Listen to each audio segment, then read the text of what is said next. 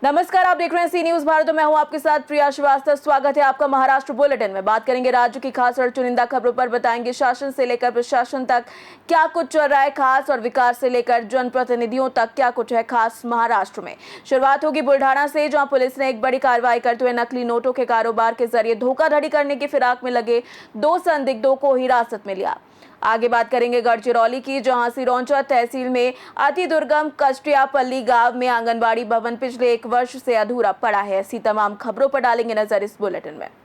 खबर गढ़चिरौली से, जहां जिले के सिरोंचा तहसील के अति दुर्गम कष्टियापल्ली गांव में आंगनबाड़ी भवन पिछले 1 वर्ष से अधूरा पड़ा है, जिससे छोटे बच्चों को जर्जर भवन में पढ़ने और समय बिताने को मजबूर होना पड़ रहा है।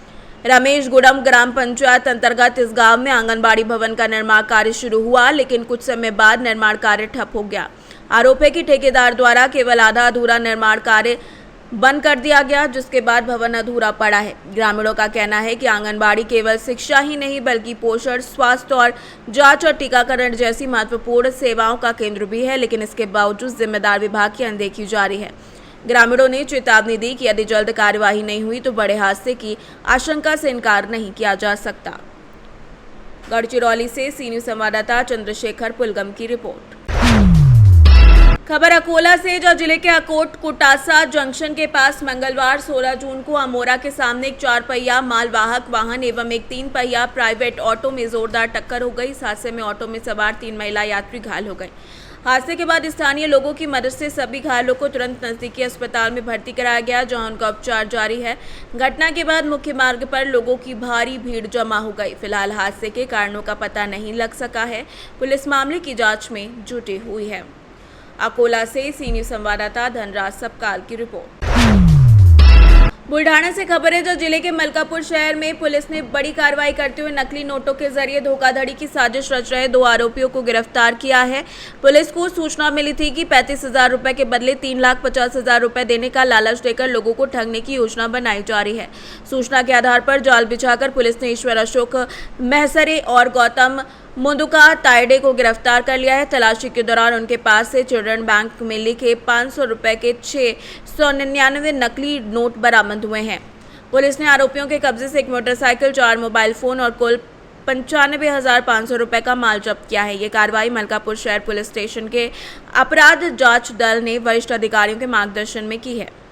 दिनांक 16/6/2026 रोजी कोष्टे हद्दीमध्ये डीबी पथक PSI शुभम बरदाडे, त्याचप्रमाणे डीबी पथकातील अंमलदार हे पेट्रोलिंग फिरत असताना त्यांना दिलेल्या सूचनेप्रमाणे शहराबाहेरील नागरिक गोंधळलेल्या स्थितीत जर मिळून आले तर त्यांच्याशी संवाद साधून काय कामासाठी आणि कोणत्या हेतूने मलकापूर शहरामध्ये आलेले आहेत याची चौकशी करण्याबाबत सूचित केलेले होते, आदेशित केलेले होते। त्याप्रमाणे आज 2 इसम हैदराबाद इथून मलकापूर या ठिकाणी आलेले होते। त्यांची डीबी पथकाने विचारपूस केली तर त्यांनी इंस्टाग्रामवरून काही व्हिडिओ बघून 35,000च्या बदल्यात 3,50,000 रुपये मिळतात अशा प्रकारचे रील त्यांनी पाहिलेली होती। त्या रीलच्या अनुषंगाने त्यांच्याशी काही इस्मांनी मदापुरी तालुका मुक्ताईनगर येथील काही इस्मांनी व मलकापूर शहरातील 2 इस्मांनी मिळून त्यांना या ठिकाणी बोलवले होते। पेट्रोलिंगमध्ये असणाऱ्या डीबी पथकाने सदर इस्मांसोबत त्यांना विश्वासात घेऊन सापळा कारवाई करण्याचे ठरवले। त्याप्रमाणे सापळा रचून त्यांना पकडण्यात आलेले आहे। सदर इस्मांचे नाव ईश्वर अशोक मेसरे, वय 34 वर्ष, राहणार नरवेल, तालुका मलकापूर, हल्ली मुक्काम यशोदान कॉलनी मलकापूर, तालुका मलकापूर, जिल्हा बुलढाणा।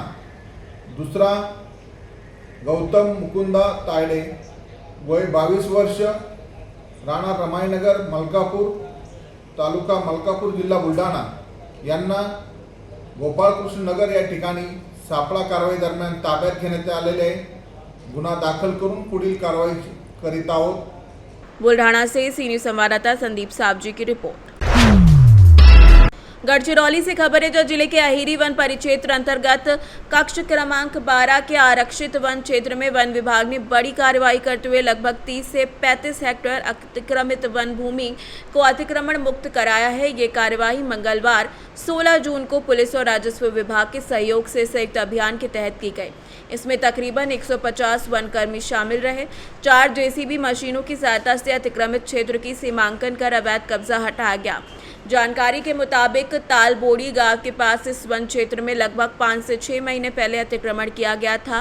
पूर्व में वन विभाग द्वारा कार्यवाही का प्रयास किया गया था, लेकिन उस दौरान विरोध में कथित हमले के कारण अभियान पूरा नहीं हो सका था। वन विभाग ने स्पष्ट किया कि आरक्षित वन क्षेत्र में किसी भी प्रकार का अवैध अतिक्रमण बर्दाश्त नहीं किया जाएगा।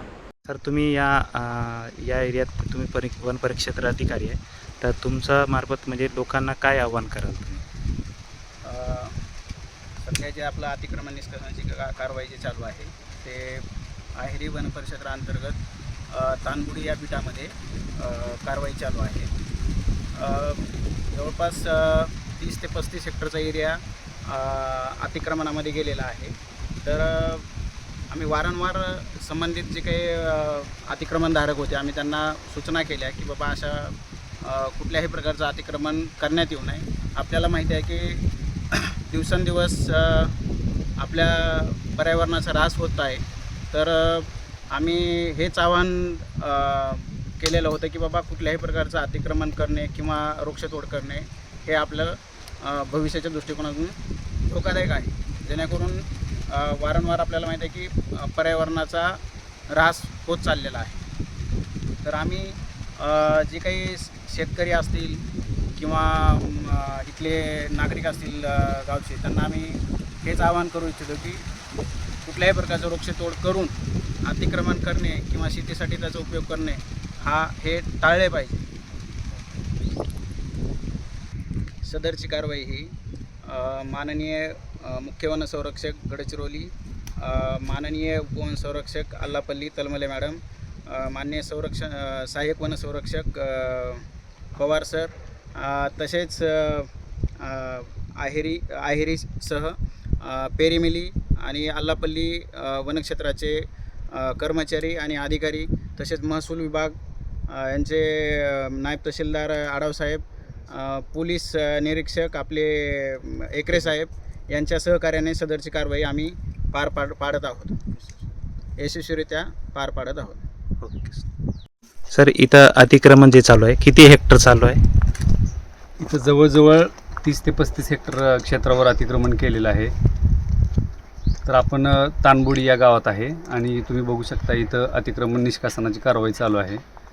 मागल्या काही 5-6 महिन्यापूर्वी आमचे स्टाफ अधिकारी अहिरी वन परिक्षेत्राचे ज्यावेळेस हे अतिक्रमण आम्हाला नजरेस आलं, फ्रेश अतिक्रमण होतं, हा रिझर्व्ह फॉरेस्ट एरिया आपल्या फॉरेस्टचा, तर आमचे अधिकारी आणि कर्मचारी हे अतिक्रमण निष्कासन करायचा ज्यावेळेस प्रयत्न केला त्यांनी, त्यावेळेस त्यांच्यावर हल्ला झाला। तर त्यावेळेस आम्ही काही हे अतिक्रमण निष्कासित करू शकलो नाही, परंतु आता आम्ही सर्व सुसज्ज असं यंत्रणा घेऊन पोलीस प्रशासन, महसूल प्रशासन यांची मदत घेऊन आज हे अतिक्रमण पूर्ण तयारीनिशी आम्ही काढण्याचा सुरुवात केलेली आहे। आतापर्यंत जवळजवळ निम्म अतिक्रमण आम्ही काढलेलं आहे। तर तुम्ही बघू शकता इथं आम्ही TCM घेतो आहे आणि लवकरच आम्ही या ठिकाणी मिक्स प्लांटेशनचं मिश्र रोपवन जे आपण म्हणतो ते घेणार आहोत। सर, या 20 हेक्टरमध्ये किती शेतकरी असू शकतात? सध्या तर एक शेतकऱ्याचं अतिक्रमण आहे, एक शेतकऱ्याचा विरोध होता, त्याच्यावरच कारवाई आपण करतोय। आणि जे अतिक्रमण केले त्यांना कोणती कारवाई करत आहे सर तुम्ही? अतिक्रमण केलेलं आहे त्यांच्यावर कारवाई झालेली आहे, त्यांच्यावर आपण FIR पण केलेली आहे ज्याने हल्ला केला होता आणि तो इसम आता पोलीस लॉकअपमध्ये आहे। गढ़चिरौली से सी न्यूज संवाददाता संजय यसमलवार की रिपोर्ट। खबर हवेली से, जहां पुणे के हांडेवाड़ी चौक स्थित शौर्यवाड़ा होटल के पास 4 फर्नीचर की दुकानों में आग लग गई। आग लगने की सूचना मिलते ही खोड़वाड़, खुर्द और कोडवा बुद्रक अग्निशमन केंद्रों की टीम तत्काल घटनास्थल पर पहुंच गई और आग बुझाने का कार्य शुरू किया। घटना के कारणों और नुकसान की विस्तृत जानकारी का इंतजार है। स्थानीय प्रशासन और दमकल विभाग की स्थिति पर सबकी नजरें हैं। हवेली से सी न्यूज संवाददाता यश सोलंकी की रिपोर्ट। फिलहाल इस बुलेटिन में इतना ही। देश दुनिया की बाकी और खबरों के लिए आप बने रहिए सी न्यूज भारत के साथ।